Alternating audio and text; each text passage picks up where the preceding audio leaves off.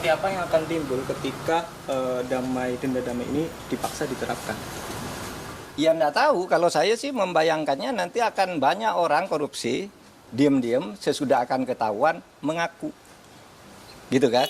Sesudah akan ketahuan mengaku. Kan Pak Prabowo inginnya sebenarnya ya, agar aset negara tidak hilang.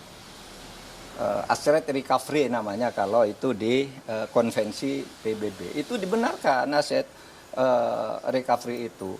Tetapi yang termudah agar tidak terjadi diam-diam penyelesaiannya. Dulu saya sudah pernah mengusulkan loh. Tahun 2001 ketika saya Menteri Kehakiman, lalu saya tulis lagi usul itu di dalam buku saya yang terbit tahun 2003. Judulnya Setahun Bersama Gus Dur. Mari kita maafkan aja gitu. Tapi terbuka. Seperti yang dilakukan oleh Afrika, jangan diam-diam gitu. Nah ini diam-diam gimana caranya? Siapa yang bertanggung jawab? Lapor kepada siapa yang mengumumkan siapa? Apakah yang bersangkutan minta damai itu mau diumumkan namanya? Nah kalau tidak diumumkan tidak transparan, tidak ada yang tahu bahwa itu melanggar atau tidak. Tapi kalau diumumkan ya lewat pengadilan aja. Dan salah kalau mengatakan undang-undang untuk mengembalikan aset itu tidak ada jalannya. Kalau mau ya undang-undang perampasan aset diberlakukan aja, undang-undang perampasan aset yang sudah dituju oleh DPR sama pemerintah dulu, tapi lalu macet di DPR. Itu saja diundangkan, itu lebih gampang ya, undang-undang perampasan aset itu kan bisa dilakukan begitu. Oke? Bapak Put menilai bahwasanya apa yang disampaikan oleh Menteri Hukum itu salah kaprah, Bu.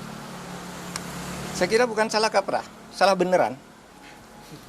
Kalau salah kaprah itu biasanya sudah dilakukan, terbiasa meskipun salah. Ini belum pernah dilakukan kok. Mana ada korupsi diselesaikan secara damai? Itu korupsi baru, namanya kolusi. Kalau diselesaikan secara damai, dan itu sudah sering terjadi kan? Diselesaikan diam-diam antar penegak hukumnya yang ditangkap. Kalau menyelesaikan diam-diam kan banyak tuh yang terjadi. Jaksa, polisi, hakim masuk penjara kan mau menyelesaikan diam-diam. Iya toh, itu sama aja.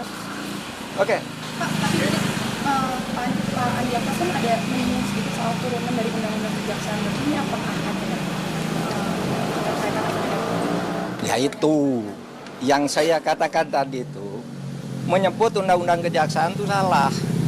Undang-undang kejaksaan itu mengatur tentang itu di dalam pasal 35 yang menyatakan bahwa dalam hal-hal tertentu Jaksa Agung boleh menerapkan denda damai di mana sebuah kasus itu tidak diadili asal ada perdamaian tentang jumlah yang dibayar. Itu pasal 35 menyebut bahwa itu hanya untuk tindak pidana ekonomi. Lihat aja pasal 35 itu tindak pidana ekonomi itu ada 3. Kepabeanan, perpajakan, dan apa tadi? Dan bea cukai. Hanya itu yang boleh. Kalau korupsi lain tidak boleh, tidak pernah ada dan tidak boleh ada. Tapi terserah aja, nanti lihat aja akibatnya akan lari semua orang koruptor diam-diam kalau mau ketahuan baru ngelapor, minta damai dan kita tidak tahu siapa yang mendamaikan. Kan gitu.